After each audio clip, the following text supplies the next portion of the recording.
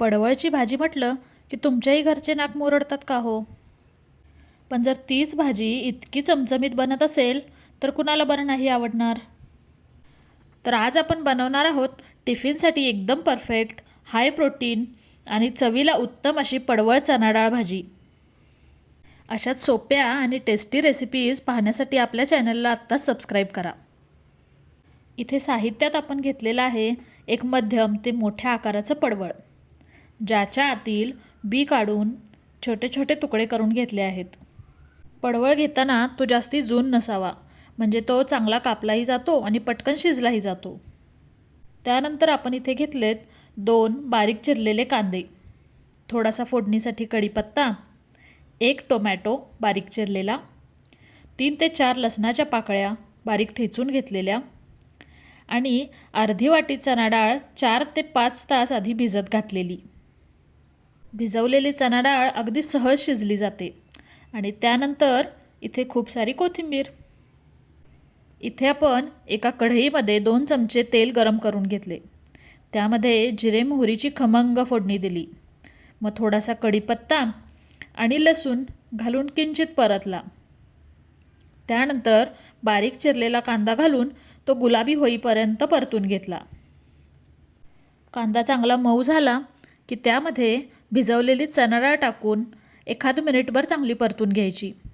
डाळ तेलात परतल्यामुळे तिला तेलाचं एक छान कोटिंग मिळतं, ज्यामुळे भाजी शिजताना डाळ अगदी जास्त शिजली जात नाही. इकडे तर मऊ शिजते पण तरीही ती अख्खी राहते. डाळ किंचित पारदर्शक होती असं वाटलं की यामध्ये पडवळाचे तुकडे टाका. हे तुकडे तेलात छान पारदर्शक होईपर्यंत परतायचे. पडवळमध्ये पाण्याचे प्रमाण जास्त असते. तेलात नीट परतले की त्यातील अतिरिक्त ओलसरपणा कमी होतो आणि पडवळाचा जो विशिष्ट कच्चा किंवा उग्र वास असतो तो पूर्णपणे निघून जातो.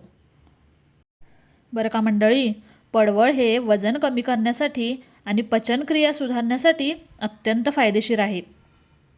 यामध्ये पाण्याचे आणि फायबरचे प्रमाण भरपूर असल्याने हे शरीराला हायड्रेटेड ठेवून उष्णतासुद्धा कमी करते बरं का. आता या स्टेजला यामध्ये आपण हळद, घरगुती लाल तिखट आणि चवीनुसार मीठ घालून व्यवस्थित परतून घ्यायचे. हे मसाले तोपर्यंत परतायचे जोपर्यंत मसाल्यांच्या बाजूनी तेल सुटू लागत नाही. एकदा का मसाल्यांना तेल सुटलं की मग यामध्ये आपण अर्धा कप होईल इतकं गरम पाणी घालतोय. इथे जर आपण थंड पाणी वापरलं तर भाजीची शिजण्याची प्रक्रिया मंदावते आणि चव बिघडते. तसेच पडवळ स्वतःचे पाणी सोडते, त्यामुळे जास्त पाणी न घालता थोड्याशा पाण्यात छान ही भाजी शिजू द्या. आता बारीक गॅस करून मंद आचेवरती 4 ते 5 मिनिट वाफ काढून घेतली.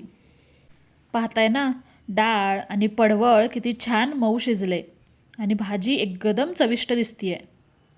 मग काय मैत्रिणींनो, तुम्ही केव्हा बनवून पाहताय अशी भाजी? कमेंटमध्ये नक्की सांगा. हा व्हिडिओ जास्तीत जास्त लाईक आणि शेअर करा. पुन्हा भेटू. धन्यवाद.